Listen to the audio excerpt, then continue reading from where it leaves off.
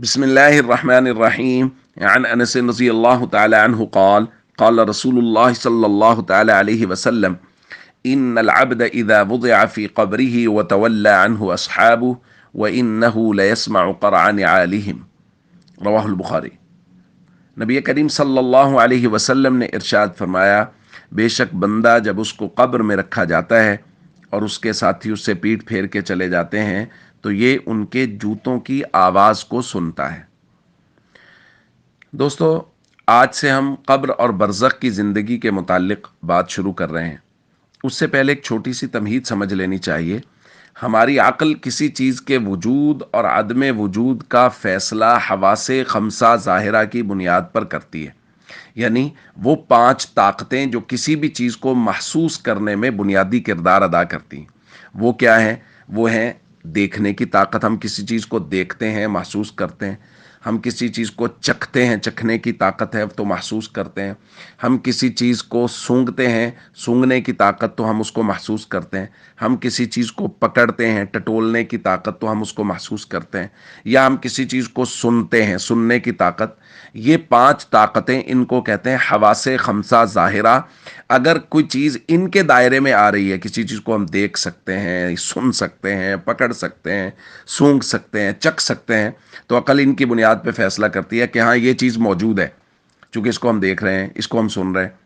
اور اگر یہ ان کے دائرہ میں کوئی چیز نہ آ رہی ہو، کوئی نظر بھی نہیں آ رہی، سنا بھی وہاں سے کچھ نہیں جا رہا، ہم اس کو پکڑ بھی نہیں سکتے، ہم اس کو سونگھ بھی نہیں سکتے، ہم اس کو چکھ بھی نہیں سکتے، تو عقل کہتی ہے کہ یہ چیز موجود نہیں ہے۔ تو جو لوگ تو عقل کے پیچھے چلتے ہیں، لادین لوگ، وہ تو ظاہرہ ایمانیات میں سے کسی چیز کو بھی نہیں مانتے، چونکہ وہ کہتے ہیں یہ عقل میں نہیں آ رہی، لہٰذا وہ نہیں مانتے۔ بحیثیت مسلمان ہم سب یہ جانتے ہیں کہ عقل کی طاقت چھوٹی اور وحی کی طاقت بہت بڑی ہے، بلکہ عقل کی طاقت جہاں بالکل ختم ہو جاتی، دم توڑ دیتی ہے، وہاں سے وحی کی طاقت شروع ہوتی ہے۔ جب کسی چیز کے بارے میں عقل کہے کہ یہ چیز موجود نہیں ہے لیکن وحی کہے کہ یہ چیز موجود ہے، تو وہ خالص ایمانیات میں سے ہوتی ہے اور اس پر ایمان لانا لازم ہے، جیسا کہ ہم ایمانیات کی بحث میں ان چیزوں کے بارے میں بات کر چکے ہیں۔ اللہ پر ایمان لانا، رسولوں پر ایمان لانا، کتابوں پر، فرشتوں پر۔